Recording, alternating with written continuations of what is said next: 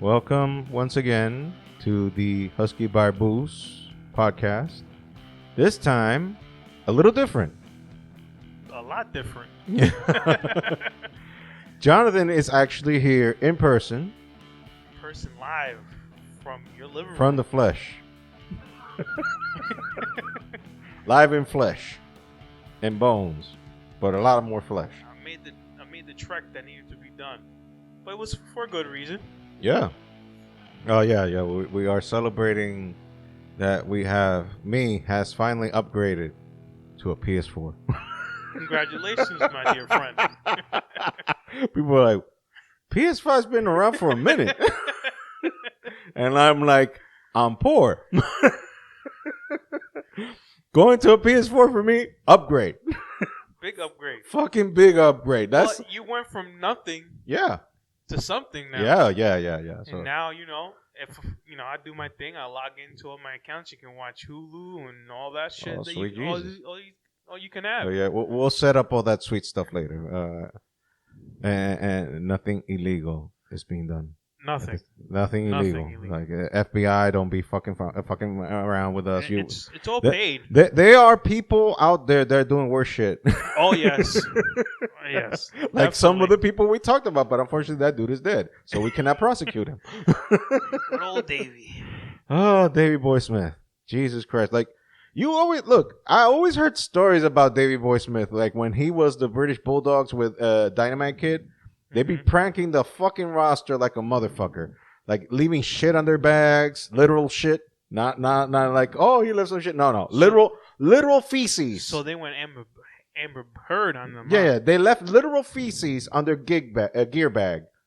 Nah, see, that goes too far. I'm sorry. No. They fucked around badly. I mean, the Road Warriors beat the shit out of them one time. Good. Because they were fucking around too much, and it was like, oh, fuck around and find out. Well, they fucked around and they found out quick that the Road Warriors do not play. They do not play those games. You shouldn't be leaving anything on people's bags. Yes, that's fucked up. What happens if one of them went over and peed in your travel bag and all your clothes? How would you react? I would find out who are the perpetrators. Yeah, perpetrators actually. So they shouldn't be doing shit to other people because they can just get it right back. And if you're not a good-hearted person or anything like that, you're doing shit to other people that you don't like. So why do it? Yeah, this is a weird experience. Like looking at each other face to face. Not through the grainy part of not cameras. Not through the shittiest cameras under God's green earth. Well, the whole mine personally talking about mine. The whole point is. We get this big enough so we can sit in a room that we rent. Or own. Record. Or own. I mean, right now there are a few spaces available here in Geekville. But this shit needs to grow, though. Oh, of course. We're not going to... Also, we can talk about this because it's already kind of a done deal. We might have another guest adding that will be jumping around from time to time. So instead of like a 2-hour podcast, it'll be like 4. Yeah, so we're getting close to Joe Rogan territory. Shit. Yeah, we're getting close to that Joe Rogan territory, but without the audience. So and the cred. Well, we might be even having more guests. If your wife ever wanted to come on when she's here, gets here. Back in the olden days of the podcast, she actually, I think she recorded like 2 episodes with me back in the olden days. And she's always game. She's always game. I mean, she has to be game and be married with me. She sounds like she could throw it down, Yeah, she can. Yeah, she can. Things that she don't like to talk about personal stuff, though. Well, this is what this whole podcast is almost. It's almost dirty. Airing dirty laundry almost.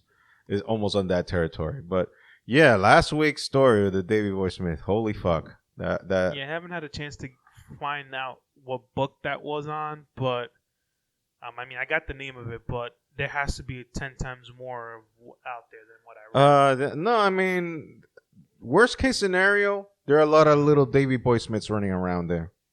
Worst case scenario. There has to be. Who's to say that Vinnie Mac don't have other Jesus McMahons running around These are franchise players, you know. Just put franchise like spin the globe and put the finger in some places. Probably 2 or 3 kids that came out of that man's loins. Those guys traveled 52 weeks out of the year. I mean, they were never home. You were lucky you were home probably on Christmas. I think that's what I heard when I was watching The Undertaker Last Ride documentation, that he was out 51 weeks out of the year. You know, the amount of times that you spent home. Brewski. No, I'm just kidding. It's Diet Pepsi. Diet Pepsi. No shout out to them because they haven't paid. But these guys must have one. I mean, I say there was probably a good 10, maybe 15% of the guys that actually stayed loyal to their wives on the road. But the rest of them must, you know. I wouldn't really wouldn't know. I don't either, but I'm like just I'm saying. not. Look, no, being us men. And I think that you and I are on the faithful side of things. Oh, I'm 100% faithful. Exactly. So that's not even. I'm afraid of what my wife is going to do is what my mother would do. Well, my mama in heaven, so but she'll still rain down hell on you, boy. Okay. Well, anyways, we don't have that particular experience of going outside our wetlocks or our vows. I don't think we have the balls to anyway. Yeah, but. We know a lot of people, I would imagine and I've known a few that pretty much do not give a shit about that. Those vows are like, yeah, that was for the public. That's just to keep appearances. That didn't mean shit to me. But these these right down here, they be community property. Come jump in and take all you want. There's plenty for everyone. You know, I heard this story. Oh, I was reading this on Facebook somewhere, and this is going on just to being like that dirtiness. Mm-hmm. This woman hasn't had sex in 11 months, and she got an STD. She goes, "How did I get an STD if all I do is play with toys?"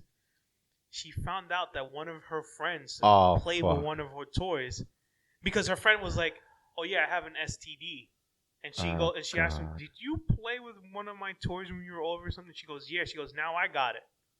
Oh my Lord! So these women out here now just sharing toys, like, what the fuck? So, in a way, her friend fucked her. Yeah, really fucked her. Both figuratively and literally. Yeah.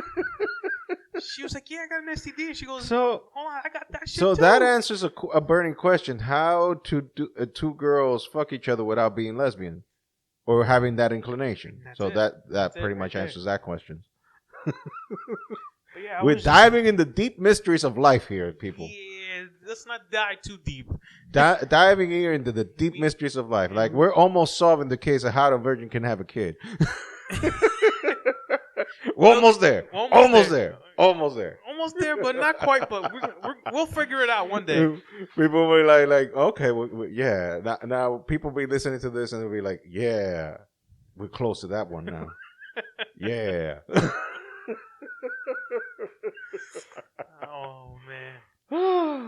Life, man. Life just. Oh no, that I keep telling my wife and everybody that can listen that God don't need no Netflix. He has us. Exactly. I mean, it's like we tell Netflix to hold the beer. God, everybody like, why we need Netflix? We got these fools over here running around doing foolish things and being foolish. We're literally here, Netflix. Hold our beer. We're gonna outdo you right now. Like any script that any script doctor can twist in Hollywood can't hold a candle to the fuck ups that are us. I mean, they do. Hollywood does come up with some fucked up shit. Yeah, but it's art imitating life, basically. Yeah, like Criminal Minds. Like what?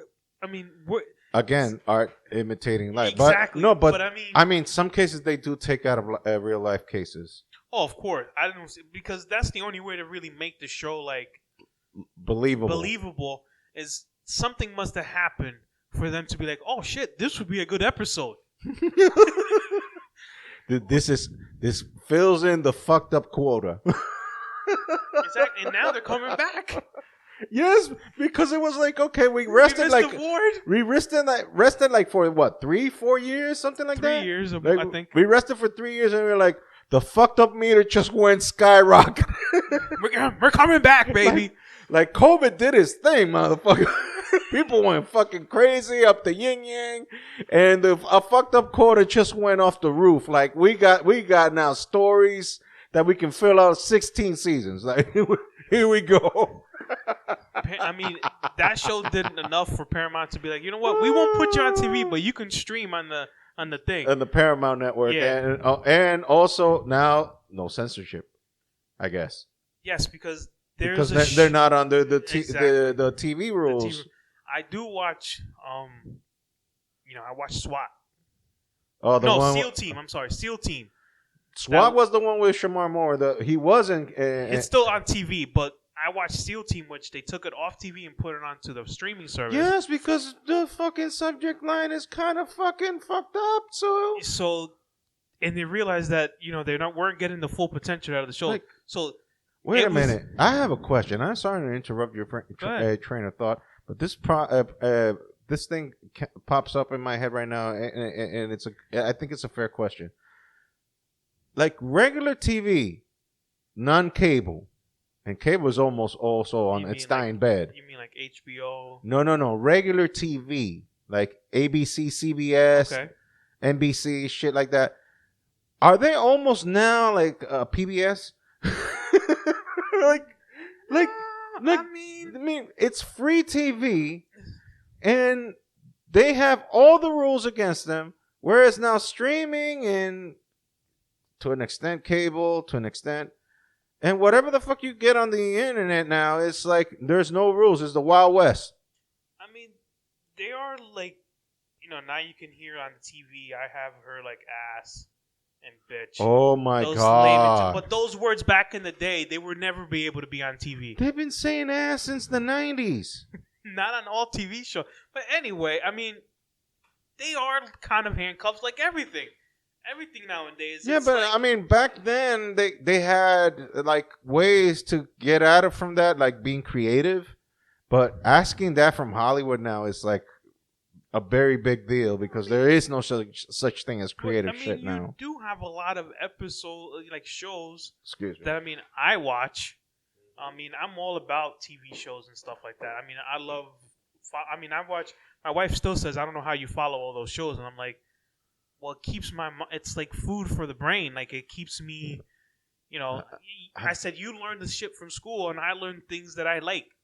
It's like me TV now is like so fucking boring, and like they're friends of mine that were telling me, "Oh, you better start watching House of the Dragon." The prequel for Game of Thrones. never watched it. I was a Game of Thrones head Never back in the was. day until the last season that fucking destroyed my soul watching that sack of shit of a TV Well, that's show. why they made this prequel, right? Or Yeah, well, they made the prequel in order to like alleviate the bad taste in the mouth, and I mean it's been getting rave reviews so far, even from the most diehard critics that hated how the other show ended. And all my friends are like, "Oh, you better give it a chance. It's good. This time is good." I'm like, "Yeah." Like Game of Thrones, when it started, it started like gangbusters. It was fucking awesome, and then the ending came in, and everybody was fucked in the asshole. wow. Everybody got fucked in the asshole. Like everything, like every natural conclusion the stories were heading, the writers were like, "Fuck this. We're destroying everything that we build upon for 8 seasons, and we're gonna fuck all of you now. So go fuck yourselves." You wanted this ending? Go fuck your mother. That was their attitude. It was like a Joey Diaz attitude. Go fuck your mother. Uncle Joey always comes back. Hey, look, I guess me being Christian, I shouldn't be cursing that much. I don't give a fuck. Like, what you want me to do? Like, sugarcoat things? Like, look, this is a podcast. We're not here on network TV. We're not here like pretend some bullshit that we're not. I'm a curse. I curse a lot. I'm sorry. I curse a lot. We all do. I curse a lot. That is me. That is my attitude or everything. I try to bite my tongue.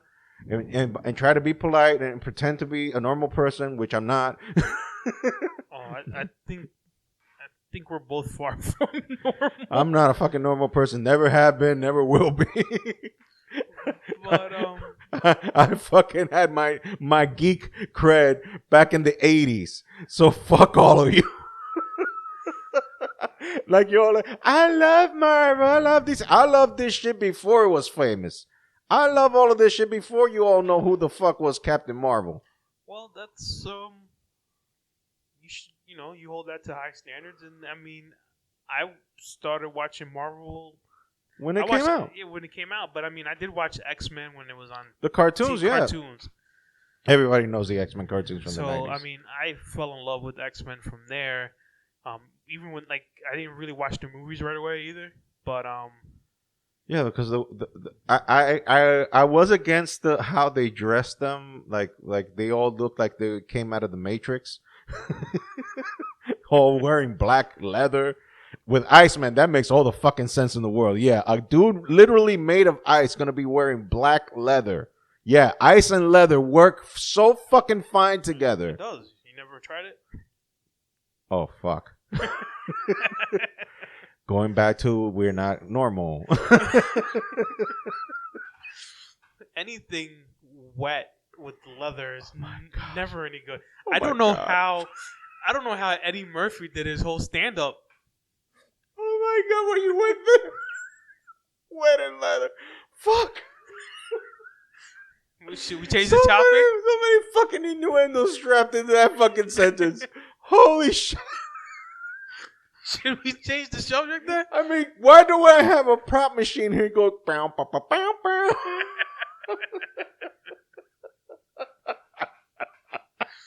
We are off the fucking rails. 17 minutes and we're on the fucking rails. It doesn't matter. Okay, so we're already talking freaky shit. Let's just go fucking there. I don't give a fuck. Did you know that Albert Einstein was a freak? No. Yes, he was. He was a fucking freak. So there's little Einsteins all over the place? Probably. And we don't know about it? Probably. Dude was a fucking freak. He was Rick James. Damn. He was Rick James level freak. Cocaine is a powerful drug. Yes, it is. Makes you do a lot of freaky things. And you know who else was a fucking freak? Stephen Hawkins. No. Even with all that palsy and couldn't move, that dude was like, my finger still works. Oh my god. Oh my god. You did not go there. You did not go there. I can't believe you went there. My fingers still work. Oh man. So we'll conclude that part of the freak show now. On to the next subject. You went there, huh? Oh, okay. Let's change subject, yeah, because I don't think people were like, well, we're talking about sex all the time. The fuck? I thought this was to change from the movies and sports that we always talk about in Uncle Joey. Okay, well, going back a little bit back to wrestling, there was an announcement that's done this weekend with a famous YouTube and internet influencer, Logan Paul, did a press conference and decided he wanted to go against the tribal chief himself, Roman Reigns, to fight in Crown Jewel in Saudi Arabia. I did see a snippet of it. I think it was a press conference, but I saw Triple H holding back Roman Reigns. Yeah. No, because Triple H is now the head figure. Yeah, he's Dana White now. He's kind of he's basically Dana White now for WWE, because his wife handles the business side, he handles the creative side. So he's Well, like that's the the way- bookmaker. It should have. Well, that's the way to go. I mean, Yes, that's what should have happened years ago. Like Vince should have stayed in business side. Because look, you want to say all the shit you want about Vince, and yeah, nice Christian boy ain't one of them, but long from it. But he's a hell of a businessman because he turned $1 million company into $1 billion company. So business wise, his head was always on the right place. Business wise, it's just the creative sucked donkey balls. Big donkey ball. The creative side sucked. It sucked. It just sucked. Well, hence why one of the reasons why I stopped watching. Exactly. Like a bunch of people that were avid watchers from the Attitude Era. I haven't stopped watching because I've been a wrestling fan since 1981. I mean, don't get me wrong, I've been a wrestling fan for a long time. It's just, to me, it lost me when the creativity just went down. Yeah, I didn't see anything with it. I never really seen, and don't get me wrong, these guys are famous. These guys are, carrying the league. I never saw John Cena as a person to carry the company. At the end, everybody hated Cena. Except the little kids. Fucking little kids love Cena. Well, don't get me wrong. Like I said, he's a great athlete. He's a great guy. He did a lot of the Wish.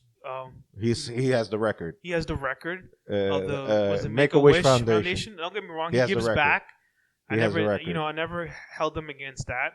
I just never really seen him the next person to carry the WWE the company after Austin and The Rock, and he did. But just to me, something there didn't click. And I'm a person that if you lose my interest, it takes a bit to get it back. Look, you have to understand. If you watched, I don't know the time frame when you stopped watching, but Cena started out first as a rookie. He was like a baby face, but zero substance whatsoever. He even had wrestling gear, normal wrestling gear. But he was zero substance. It wasn't until he started his Doctor of Thugonomics gimmick when he started getting over, because he started chewing down people just with his rap skills and insulting them and getting away with shit, because he would, like, for example, he said, "You can't hold my nuts," and he just showed a bag of peanuts. So you understood that that was like a way of getting away with censorship, So basically, he was a destroyer, and verbally, but then he got neutered because then WWE went PG, and he got neutered. I think that's what hurt it the most. Yeah, he went new, and they totally neutered. I mean, his finisher, it was called the FU, literally the FU. Yep. And then when they went PG, they called it the Attitude Adjustment. That's where I guess they lost me. Exactly. And he had also another finisher was the STF. You know what the STF is? That you lock your legs and then hold the guy's face. Yeah. But his was called the STFU. Playing around with the other FU. So, but once he got it back, when he got neutered, it was back to just calling plain STF. So they neutered everything that made him cool. They just neutered until he just became the guy with wearing all those stupid colored T-shirts, and that's what The Rock made fun of him when he came back in 2011. The Rock started making fun of him, calling him Fruity Pebbles. That's one person that. What? That's one person that can just destroy you. Yeah, but Cena obliterated him in a promo. I mean, no, I'm not joking. Look, Cena is a savage. He's left people almost crying on the mic. Like when he started his first feud he had with Roman Reigns, when Roman was still going with the suffering succotash things, because Vince McMahon was writing his promos. So, and he didn't have now he's loose. Now he is him. And now he speaks his mind, and when Cena and him had the second battle last year, he destroyed Cena on the mic, because now they letting him talk. They actually letting him be him. But before that, Roman was just Vince McMahon's errand boy, and Vince McMahon's just bestowed upon him the title of being the next guy, but not letting him be. You understand? Just being a version of what Vince wanted him to be, not him. So Cena called him out on all the bullshit right there on live TV, and Roman couldn't even speak. Roman was like, and when and going back to The Rock, when him and Rock were going back and forth verbally, The Rock said, "Oh, don't worry, Dwayne. It's all in the wrist," because The Rock wrote his promos on his wrist at that time to remember the bullet points that he wanted to drive. And The Rock and Cena called him up. "Oh, don't worry, Dwayne. It's all in the wrist." At that point, like, no. And when he said, the whole audience were like, "Oh!" even Rock was like, "That's." Do you see that he was started like. What's going on? Like, he grabbed him totally off guard because he caught it. Because you have to understand, when they had that feud, they actually hated each other's guts, for reals. They actually hated each other's guts. Every wrestler on the roster got along. No, but because their beef was real. Because Cena saw Rock like, you betrayed the WWE. You became Hollywood. You forgot all this shit. That's what he thought. Now, things have changed. Cena sees Rock now like, no, I understand why he left, and I understand that actually he is putting more eyes on WWE, because when you Google The Rock, what does one of the first things that come out? His WWE career. Oh, of course. That's everybody. That's where he started. That's his roots. So The Rock wouldn't hide that he came from WWE, even if he wanted to try. He can't, because that's what put him on the map. But he would never. And he would never do that either. The man that he is today. Exactly. He's proud of his WWE heritage. He's proud of that because he's a third generation superstar. I think his daughter is getting into it. Yes, she is in NXT right now. Oh, she is. She made it up that far. Yeah, she is, but they haven't put her on TV yet. I guess she's still developing and whatnot. Well, they already gave her a name and everything. Her dad needs to work with her. No, I mean, but if he's out here trying to film all the time and he's not working with her, I mean, the best person to train her is The Rock. Yes, it's Daddy. I 100% agree with that. But also I was afraid in WWE that things would have gone to Shitsville, because when Vince went a little cuckoo last year, firing everything and everyone near his site, he pretty much cleaned the roster up. Although I still think that was strategy to fuck AEW up, because AEW was stupid enough to buy everyone that WWE released, and now their roster is overbloated to the point that a bunch of people are just playing Beyuga and catering, not doing dick, because there is no enough time. I mean, AEW only has 4 hours of regular TV time. 3 hours, 2 hours. No, they only have 3 hours. 2 hours of their main show, Dynamite, and 1 hour of Rampage. Then everything else that they do for wrestling is on YouTube. And WWE and has YouTube, 6 hours. Exactly. And YouTube is basically their developmental league. Whatever they do on YouTube, that's basically their developmental league, because those people don't show up on TV, basically. So they fucked AEW right in the ass with that. Like, oh, we're releasing all these wrestlers in AEW. Oh, we'll sign them.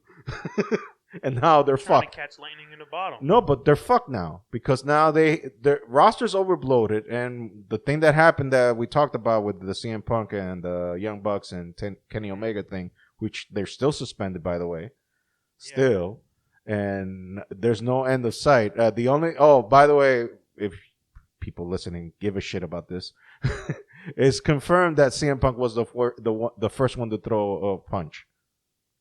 The first one who has that MMA in him. Yeah, but look, I don't know what the fuck happened. I wasn't there, but in a press conference, when you call people by name, and although he didn't call the Young Bucks and Kenny Omega by name, but he called them the EVPs, and everybody and their mama knows that Kenny Omega and the Young Bucks are the EVPs of the company. Everybody knows. So when he mentioned their names and you start shit like that, and then you end up by saying, if you have a problem with me, talk to me. Guess what they did? They called him up on his offer. They called him up on his offer. He said, if you got a problem with me, talk to me. Guess what they did? They went and They went and talked to him. Exactly. So don't play the fucking victim when you fucking provoke this shit. Right? Like, you call them out. You call them out publicly, and then you say, if you got a problem with me, come talk to me. Guess what they did? They went to talk to him. They came and hollered. Exactly. So you basically created this shit, and now don't be trying to look at yourself like I'm the fucking victim on this motherfucker. No, you're not. You called this shit. You called the thunder. You called in the thunder. Now you're getting some. So that's my 2 cents on that shit. Nah, you just don't call people out and don't expect them to come. And Exactly. Well, you think they're fucking bluffing? you fucking think this is a bluff? You call them out publicly to the press. This wasn't done privately. Yeah, it was on TV, right? It was a press conference in front of the fucking press. And then in front of the president, you called everyone out. They came. You weren't happy with that, thinking they were going to lay down, and you go ahead and throw the first punch. Yeah, and still so fucking. Well, look, it's been 3 weeks since that shit went down, and people are still talking about that shit. Just to make you like, is to the amazement that always what happens behind the scenes in wrestling is actually more entertaining than the product itself. They should always have a camera in the back recording for TV. I mean, I would be AEW. I'll milk this shit. I'll milk this shit and make a storyline out of it. I mean, Bret Hart and Shawn Michaels hated their fucking guts in the 90s, and they were gangbusters in the 90s, working matches. Some of the best matches in wrestling history were between those two. Well, that's because they always push each other to be the best. Yes, I mean, they hated each other's guts so fucking much, yet they had enough trust in each other to not hurt each other while they were doing a fucking match in front of everybody. Because they were professionals. Yes, that's what I'm saying. Like, use this fucking shit that's happened for realsies and use it to make money out of it. This is not new in wrestling, by the way. Like, this is a time-honored tradition. Like, they went away from that. Yeah, but in wrestling, this is a time-honored tradition. Like, people that hate their guts, each other's guts, Randy Savage hated fucking Hulk Hogan. He fucking hated him. But they worked. We're like, we make money. I mean, fuck it. I hate your fucking guts, but we'll make money out of it. Let's go make money. Let's make some money. Let's make some fucking money. That's the whole thing. Like, you're not there to be pals with anybody. I mean, you're in a business to make money. You're there to make money. You don't like. You may not get along with your coworkers all the time, but fuck it. If there's money to be made here, let's make money. You know. That shouldn't stop. That shouldn't stop. Like you don't want to. You probably have some issues with some coworkers, but you're not hating them enough not to think about, well, it's not their kid's fault. It's not his wife's fault. It's just that me and him don't get along. But God, I don't want nothing to happen to his kids. I don't want nothing to happen to his wife. I don't wish him any harm in the sense of not having food on his table. Like, let him eat. Let the dude eat. Let the dude have provide for his family. And that's what happened between Shawn and Bret back in the 90s. They were like, well, we hate each other's guts, but that don't mean that we don't care enough for each other that we don't feed our families. Though Shawn didn't have a family back then. Shawn was a very bad place back then. Yeah, it was coke head, I think, a narcotic head. He did a lot, and he was Walter White's number one client. Yeah, but again, replaying that meme I was telling you about earlier with the Tuco snorting the Infinity Stones. Tight. So Shawn did a lot of fucked up things. Yeah, he didn't care. He didn't care who was in his way when he did it. He just wasn't thinking right. No, he was not. He was not in a good place at that time in his life. He was not in a good place. But the fucking guy knew how to come and perform. Look, dude, I've been watching wrestling for a while. I haven't seen in the 70s what happened, or the 60s, or the 50s, whatever, going all the way back. But there are a few guys that I can make me believe that shit is real. And Shawn is one of the top of the guys in that list. Him, Bret, even I'm going to mention the serial killer, Chris Benoit. He made me believe it. Eddie Guerrero, Kurt Angle, fuck. Dean Malenko was great as well. I have this thing with technical wrestlers that he was underrated. Dean Malenko. Yes, criminally underrated. The thing is, the problem was with Dean is that he had the charisma of a shoebox. I'm sorry, but well, the dude was not charismatic in the sense that he showed a lot of emotion, but he knew his fucking thing in the ring. So I just I don't know. I'm a person like you're technical. I'm a person that I'm just gonna beat your ass. Okay, so Undertaker, Austin, Rock, that Triple H to an extent, but I always Mick Foley. I always liked Michaels Because I always go back to him. Like no, look, Shawn Michaels. If I can equate it, you probably won't get the reference, but I'll say it anyways. Shawn Michaels elevated what Ricky Morton did in the Rock and Roll Express back in the 80s. Ricky Morton was in a tag team. Well, actually, the Rockers basically it was a copy paste from the Rock and Roll Express. The Rockers, Shawn Michaels and Marty Jannetty, they were basically a copy paste from from the Rock and Roll Express. Rock and Roll Express was basically a Georgia-based tag team, and Robert Gibson and Ricky Morton. Ricky Morton. You can ask even Austin. Austin always says it on his podcast when he did his solo podcast back in the day. He always said that Ricky Morton was the best seller. You know what a seller is? Mm-hmm. He was the best seller in the business. Ricky Morton was. Because Robert Gibson was always the guy who received the hot tag and always cleaned house. But Ricky Morton always was the one that got the shit beat out of him. And the way he showed emotion, he made the fans cry because he would just look at the fans and help me, help me. Making you feel like you got hit. Exactly. He just pulled the people in, and Shawn had that same thing. When you see Shawn getting his ass kicked, you fucking believed it. Because the way he sold it, he was like, I got shot by the fucking, I got riddled with bullets just now. He sold it in a way like you thought, you're like, he just got massacred. He just got fucking killed. He just got murdered. And he made you, that's why I said to you earlier when I was talking about Shawn that he made you believe it. Same with Bret. Bret, the same thing. Both of them had that same thing. They always came from behind. They got the shit out of them kicked. And they always came from behind. They always came. That sounded right. Did not sound right. That did not sound right. Pause. See, we can't control ourselves. God damn it. God damn it. We can't control ourselves. But I understand what you're saying. He sold it a lot. He made it believe. You made it believable. Yeah. All those, what was it? Two or three matches that he had with Undertaker in WrestleMania? 2 matches back to back. He had two masterpieces. Those have to go down as at least top 10. They say that look, before those 2 matches, what has always been said as the greatest WrestleMania match of all time was Ricky Steamboat versus Macho Man Randy Savage in the Silverdome in Detroit. Back the old Silverdome. I think they already demolished that fucking thing. Yeah. But in the old Silverdome, they always said before those 2 matches that that match was the greatest WrestleMania match of all time. Ricky Steamboat versus Macho Man, and they pre-rehearsed that thing, and they had it in a legal pad.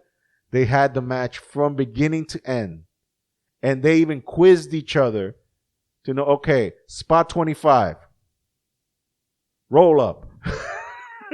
They quizzed each other to know every single spot. They knew the match verbatim from belt ring to belt end. They knew the whole match. They memorized it. And of course, it had to be Macho Man and Ricky Steamboat. 2 of the best fucking workers that has ever existed. Those 2 can work with a fucking mop. With a fucking mop. They can have a match. That's what makes them good. So then you add Shawn and Undertaker. Undertaker, who was also, because it wasn't until they started making, because if you remember back in the early 90s when Taker came out, they had him wrestle monsters. It was just always beast guys, giant guy, this guy, the other guy. He even wrestled himself. It was fucking stupid. And the guy had more potential than you can tell, but you couldn't tell at that time because they kept making him wrestle just stiff dudes that didn't actually wrestle. It wasn't until the 2000s like he started wrestling guys like Rey Mysterio and Kurt Angle. I mean, he had matches with Austin, but it was a brawl fest. It was just punches all over the fucking place. Yeah, no, but Mankind, that was more like stunt level shit, and it was Mankind that was taking all the bumps. But I know basically what you're saying. But those matches he had with them, on Taker, to me is at least top 10, if not top 5. Yes, because I mean, there's I haven't seen as much amount of wrestling as you have. I mean, I have a short window, most likely from 96, 97 era. Around when 316 means I just whooped your ass after you won the King of the Ring. I started from there, and pretty much when it went to PG. Okay, so when things started going south, that's when you were like, well, okay, I'm out. Pretty much, because to me it just started going downhill. You weren't doing it. But anyway, so those matches, I mean, Austin and Rock had a few like major ones to me that. Me personally, oh god, those were great matches. Yeah, to me, things like top 5, those were great. You know one of my favorite spots in one of their matches? I think it was the one they had after the WrestleMania match they had, which for me, because I think it was Backlash after WrestleMania when Austin won the title back. I think it was in '99. Backlash was in April, yeah, so it had to be Backlash. Yeah. So they had a rematch in Backlash. So it was Rock going after Austin for the title. And The Rock was starting to go back to being a babyface. And he grabbed the camera from the cameraman. And he started recording the people. And he had Austin on the announce table. Yeah, and he started like, here are the millions and millions of The Rock fans. And here's the biggest piece of trash under God's green earth. And then he started showing, and he was even giving the finger to Austin. And then, but then he noticed like it was just Austin's feet that he was showing. Like, wait a minute, what the hell is it?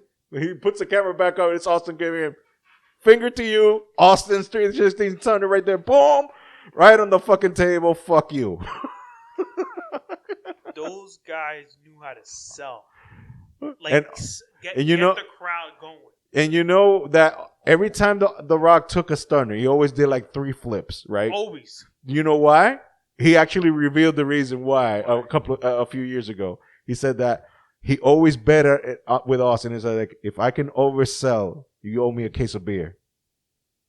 Like if I do I have to upstage. And Austin, okay, so every time you take a stunner, you have to upstage the last one. You have to do it more exaggerated than the last one. Then you get a case of beer from me. So, fucking done deal, motherfucker. Fucking done deal. And that's why you always see that Austin's always laughing. If you see Austin after he gets into the stun, Austin's laughing his ass off because this motherfucker's gonna get another fucking case of beer now.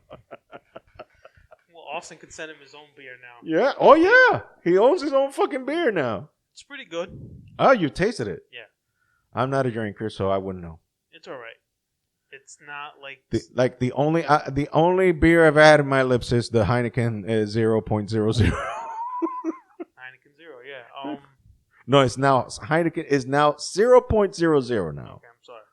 They changed it. They even because since it looks almost exactly like a normal Heineken, they even changed the logo now.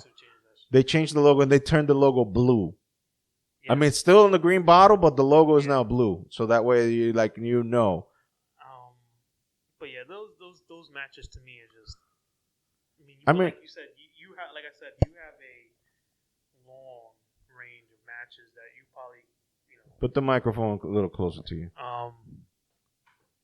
Long range of matches, you probably know more than I do, but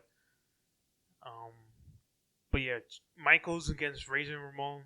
Oh Jesus, the ladder matches. One of my favorites. I mean, that match was just unbelievable. And those were two very good friends in real life. Very good friends. And this year we lost, sadly, Razor Ramon. Yeah, but those that match, just the TLC matches between the Hardy Boys and Edge and Christian, Edge and and Christian. the Dudleys. I mean, those matches right there. When are you going to see that again? And most of those guys are retired now. Most of them are retired. I mean, Edge and Christian. Edge ain't doing that stuff anymore. No, he can't take those kind of bumps. I mean, he would retire for what, like a year or two because of his back? He retired for like 10. Was it that long? He took like 10 years off, man. And then he came back to do minimal matches. He's doing what Undertaker. No, he's a part timer now. He's a part timer. He's basically doing what Taker did. Yeah, he's part timing now. He comes in, he does a couple of promos, does the He's making people look good. I mean, he'll take some wins and he'll take some L's at the same time. Well, that's a good thing. Yeah, because you can't win them all, especially if you come back to help the younger generation. You got to give them some W's. That was one of the main things. Once again, I was watching the Taker thing. When Vince came to him and said, you're going to lose this one, he made sure that Vince wanted him to lose it to Lesnar.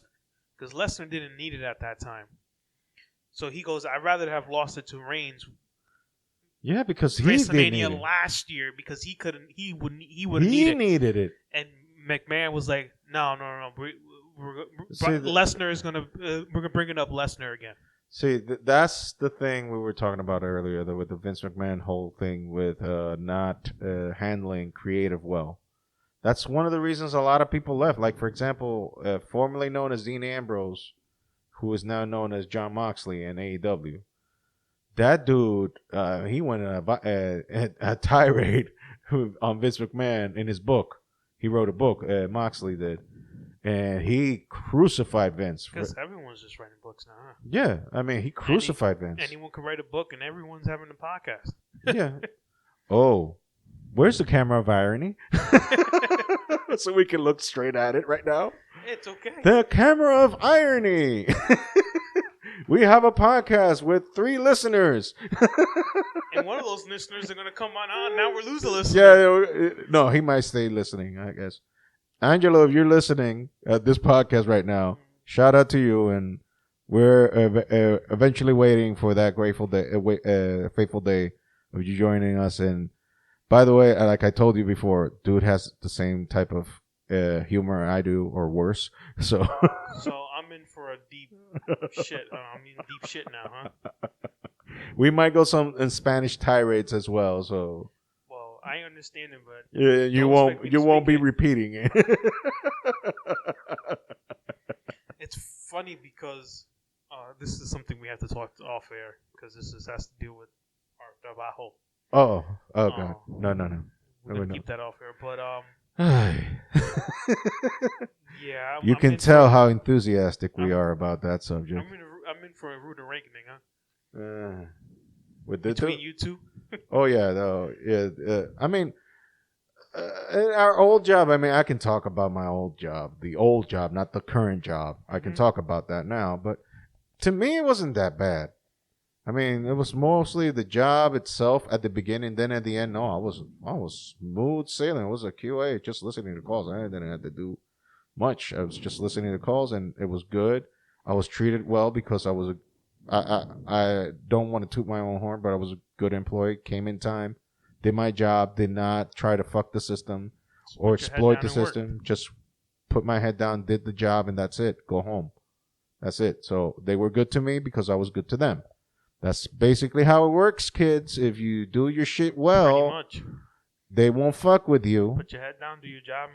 Just do your fucking job, and exactly, just do your job, do your end, and they don't have anything against you. If you want to gain enemies in a job environment, just be a slacking piece of shit. That's all. Oh, shit. Be a slacking piece of shit. That's all. If you want to gain enemies in your job, and if you're always complaining about my job, my boss hates me. But you come on time? No. Are you always doing your job? No. Then you guess who's the piece of shit in this scenario?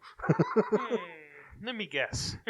Now, if you are doing your job and you are coming in time and your boss is still being a piece of shit, then we can go and aim the finger on your boss. then we can go that route. But if you are not putting your end on the thing, then pretty much you got to get a mirror and look at that son of a bitch that's fucking you. Look at it well.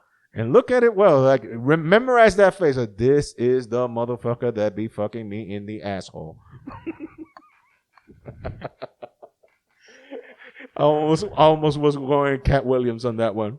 Yeah, I remember that the movie scene with the mom came and visited him in jail with the two kids, a white one and the black one, and Cat Williams like, okay, you see that one, the black one, yeah, that might be my baby because he has the skin complexion, but this boy, he's a Caucasian boy from the islands of Caucasus. Oh my God. That is Viking blood. That kid got Viking blood. His hair is yellow. And got blue eyes. Oh man, the movies you watch. Going to the movies. I just watched the new Joy Coy stand up. The stand up or the movie? Because he did a movie recently. He just came up with his 4th stand up for Netflix. Netflix be giving stand up. No, but this dude. No, Joe Coy is a destroyer. I know. And actually, good story that you just said that about Netflix is giving it anyone. When Joe Coy did his stand up, the one in Seattle, his first one, he paid for that himself. Netflix came to him. Isn't he originally from Seattle? I don't know if he's originally from Seattle. I'm not sure. I thought he was from LA. Yeah, most of them are, but there's like, for example, Joey Diaz, who he always has to show up. He always has to poke his head. His Uncle Joey, yeah. We don't mind. He started his stand-up career actually in Seattle. I mean, he started in Colorado, but the Colorado scene was fucked up, so he moved to Seattle. And there where he made Joe McHale, the guy from Community. He's done a bunch of. He even had the Talk Soup thing and E. He met them because Joe McHale was also a stand-up, and that's where those two know each other. They know each other for years. But continue with Joe Coy. So Netflix wasn't gonna pay for his stand-up. Oh, those sons of bitches. So bet they're paying out the ass right now. So he did it. He paid for it himself. He was fucking broke. He said he was broke. And when Netflix heard that he was gonna continue, he was continuing on with the stand-up. Netflix called his agents and says, even if he films this, we don't want it. Oh, you bastards. Oh, you better pay out the ass now. So, long story short, he already bought all the cameras to film it. Well, rented it. Well, he said bought. Well, rented, bought it, yeah. Same difference. He didn't have any money. He didn't have any editors. The fucking guy cut and edited everything himself. The fuck? Everything himself. He did it all himself. After he was done. So what? He just grabbed his laptop and Final Cut Pro'd the shit? Edited everything. Fuck. This is coming straight from his mouth. So if he did anything different than that, it's up to him. Major props to him. So yeah. That's a fucking undertaking. Look, I do it as one that's fucked around a little bit with eMovie or iMovie in his laptop, doing some editing when I used to do the videos for the podcast. And fucked around with that. I mean, a lot of sleepless fucking nights editing shit with a fucking computer slower than molasses in winter. I mean, you blinked and you missed and it didn't move nothing. Like, you had to wait 3 hours for it to move a 1%. That fucking thing. I used to, me and this, on my old job, me and this guy, because I used to do IT, we would update the servers at night. Oh my God. Or doing we would stay there just to make sure that when we came back in the morning, everything was good. So we would update it at night. So it would be like an hour or two after work. We got paid. Well, I got paid. He wouldn't because he was salaried. But we would put like a sticky note right at the edge of where it was, and we would go back to see if it actually moved an inch or not. That's how we kept it. But going back to the Joe Coy thing, so he edited, cut it, everything himself. He got CD. He went back. He went to Netflix's offices and says, basically begging and crying, saying, I know you don't want this, but please, just watch it. An hour later, he got a call and go, don't sell this anywhere else. We're buying this right now. Those sons of bitches. They let him fucking suffer and do the whole fucking. I would take the Andrew Schultz route. I would have taken the Andrew Schultz route. That motherfucker. I mean, this was reverse because he never sent the streamer. He's still to this day has not sent the streamer, but his old stand up special was with Netflix, so you can do 2 + 2 together easily. Mm-hmm. So he says that the streamer paid for everything, cameras, lighting, all the whole shebang. Andrew just got the director and had his team, and his team edited the whole thing, but Netflix, the streamer, added the materials. The materials that was needed. And when he was done, then Netflix was like, okay, so these cool jokes, everything's fine, but you need to remove this, and that. And Andrew Schultz was like, fuck your mother. Well, you did tell me, so he released it on his own. Yeah, he was like, fuck your mother. First off, fuck your mother, fuck your father, fuck your dog, and the whole family tree from both sides, and whatever orifice you choose. And I'll take my fucking special, but we paid for it. Okay, so here's your fucking special money. He paid them back. It's like, I'm releasing this shit on my own. Then he probably tripled the money that he was going to make. He made double it the same fucking weekend that the fucker came out. So there you go. He made triple on the same fucking weekend. So, long story short, bet on yourself. And fuck the world. He did. And so, as Pantera would say in one of their songs, fuck the world for all it's worth. And after he did that, then the second stand-up show he was going to do, they asked him where he wanted to go. I want to go Hawaii. All right, so let's go to Hawaii. Then the third one he did was he wanted to go back to the Philippines where his mother comes from. So he did a show called In the Elements. So he did about an hour show. On that, and that was pretty cool. And then this fourth one he did in LA right after the pandemic. I guess it was like right when they started opening things up. But there was this joke that he had there.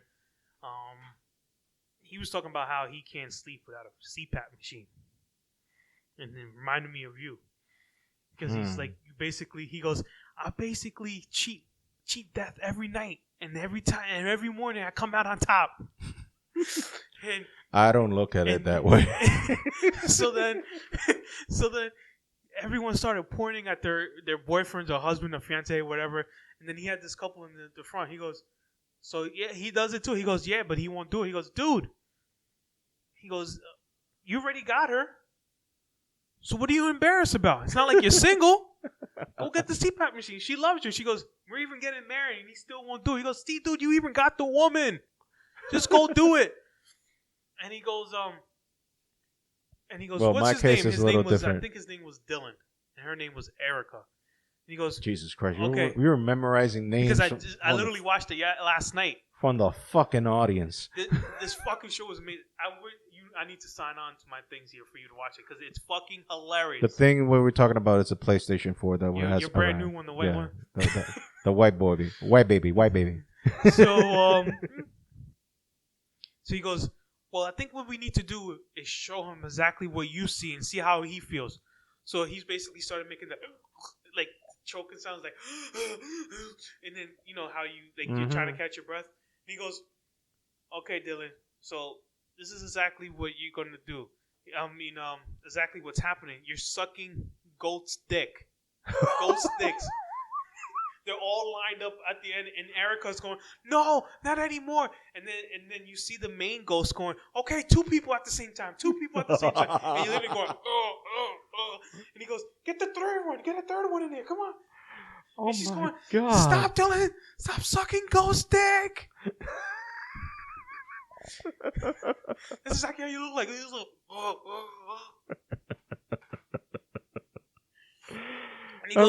And then he goes, just imagine now I'm going to start selling CPAP machine at the merch booth.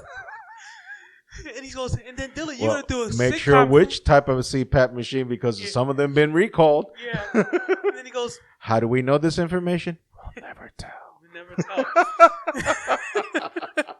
Inside joke. You don't know. We'll never tell. And then he goes, and then Dylan could do the infomercial for me, going, "Yeah, I went to George Coy's show, and I got myself a CPAP machine. He saved my life." He goes, "Have to be threatened by eating a ghost stick." Yeah. And he goes, "Thank you, George Coy." And now Erica's the only one that's sucking dick. Yo, you had the whole crowd dying, bro. I was sitting there with my wife and I was crying. Tears coming down my face. I was just like, this dude did not just go there. Joe Coy, if you're listening to this or anything, if you even get a glimpse of this, you're welcome, buddy.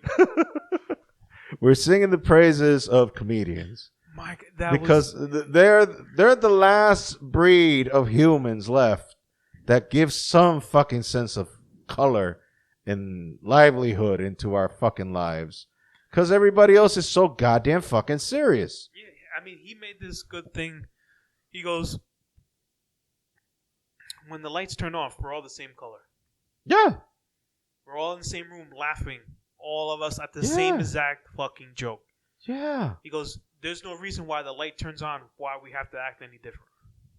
That I could not illustrate something better than that. So, if the 3 or 4 of you, whoever is listening to this, go watch that fucking. Oh no! Believe me, that these are freaks. The people that have been listening to this fucking podcast are some fucking freaks. If I have any normal people out there listening to this, hopefully, maybe one of you that have some inkling of normalcy in your life. No, you're a fucking bunch of freaks. Just go watch the Netflix episode. You fucking degenerates. And go watch all of his episodes.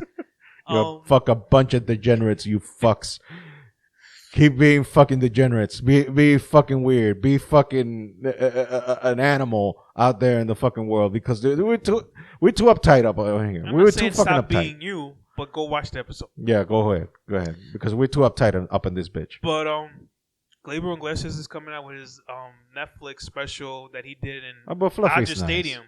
Fluffy is funny as fuck, but he's clean fun. He's clean funny. George Corey got a little. He has a little bit some of dirty, fuck there. Some dirty, not Joe Rogan or Dave Chappelle level, no. or Chris Rock level. No, hell no. That those guys make him look like a baby. Or Bill Burr. I haven't watched any of his episodes. Oh my god! But I believe his diatribe on the WNBA alone was just deserves a fucking Oscar. I think a coworker of ours actually went to go see him live. Really? In Jersey, and she said he was fucking funny as hell. He is. He's a fucking destroyer. I never seen him live. He's a destroyer. Bill Burr is a fucking destroyer. Now I'm gonna have to go watch him because just listening to him rant. You haven't done me wrong with these comedians, dude. Joey Diaz, I've been stuck on it. And I don't mind watching things on YouTube of him, even if I have to rewatch things. I'm just gonna leave it out there, like just a simple description of Bill Burr. He's from Massachusetts. So just add. Ready to rent some cars? Just add the rage level there. Just start the rage level from that point. I don't like Boston. And also, add this to the other fact. He's a redhead. So your facial expression says it all. On that note, we could continue going. Dude. The level of rage of this man, it is unfucking heard of. Like, I'll just show you some clips later once we're done here, because we're actually physically near each other now. Once again, we're live. No, not live. We're not live, but we're live to each other. Exactly. In Geekville. Within each other's presence. In Geekville. In a non-sexual physical form. Dude, I love you, but that's where it stops. Not that way. Like we don't. Yeah, that's the wrong tree to bark at. I love you as a brother. So that's where we're gonna stop. Yeah, not Caligula level. No incense here, okay? No Game of Thrones Caligula shit. Oh, but this motherfucker. As Seinfeld would say, not that there's anything wrong with that. What was Lucy Lawless was in? It wasn't in Game of Thrones. She was in what was the other one? I think Spartacus. Yeah. My God, when I saw her, we're live. We're gonna skip that. We're gonna cut that out. Did she show her boobies? Oh hell yeah! Oh my lord! I was always curious. Since the Xena days. Xena just made me Xena. Anyway. Okay. Alrighty then. She made me open my eyes wider. I'm gonna say a Bricktop quote from Snatch in the quiet words of the Virgin Mary. Come again.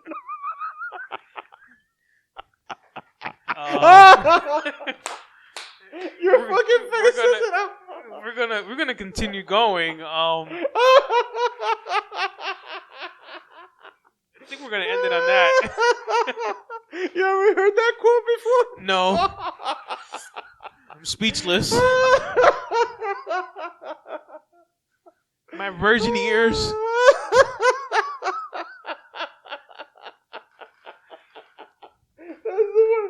Oh God, I always loved that fucking quote because it was one of the most. It's so out of left field because the dude is telling him some bad news, and Bricktop is like the boss of an underground shit in England in the movie, and it was like, we got the wrong people. I was like, okay, in the quiet words of the Virgin Mary, come again. Nah, that was the first. That was the first. Okay, so I apologize to the Catholics out there. Yeah, exactly. Better apologize. Hey, I'm just quoting a movie line. I didn't say that on my end. I don't disrespect Mary being the mama of Jesus. I don't disrespect that. So, but still, you gotta admit that's funny. It just caught me off. It just caught me off guard. Fucked up, but funny. As usual. Yes, fucked up but funny. As per our usual shit that we do. It's fucked up, but it's funny. So if you get anything out of this podcast, it's fucked up, but it's funny. So on that note, we'll just end it here. So thank you guys for listening for this, whatever the fuck this was.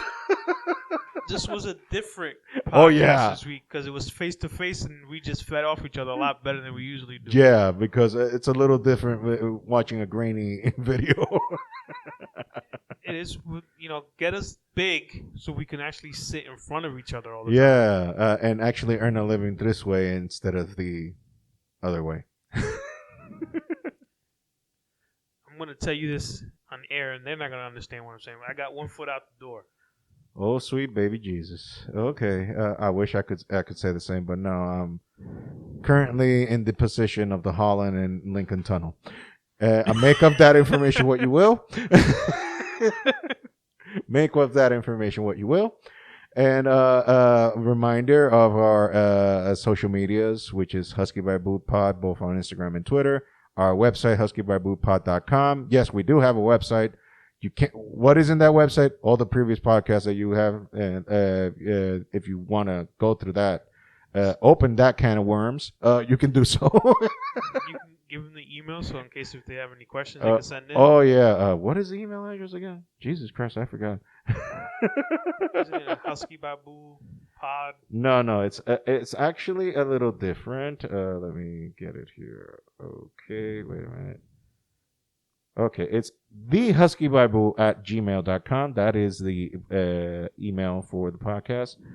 Again, the social media, that Husky by Boo Pod. The website, huskybybootpod.com.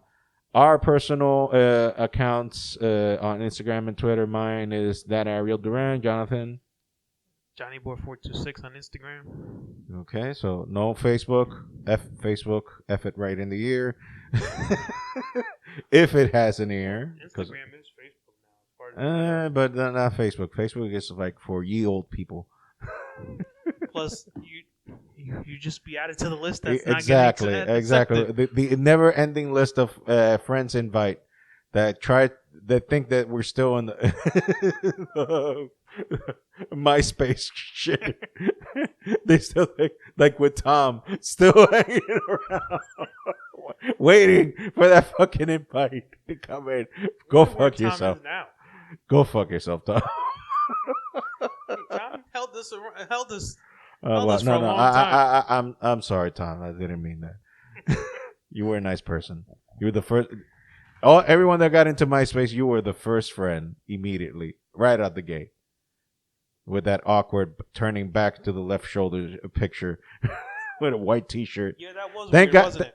Thank God it was a white T-shirt, not a wife beater, because that would have told you some other story. I mean, never trust a man that wears a wife beater. They call it a wife beater for a reason. On that note, email us if you want us. Hit us up on our Instagram. Yeah, like And- question our sanity. Why don't you?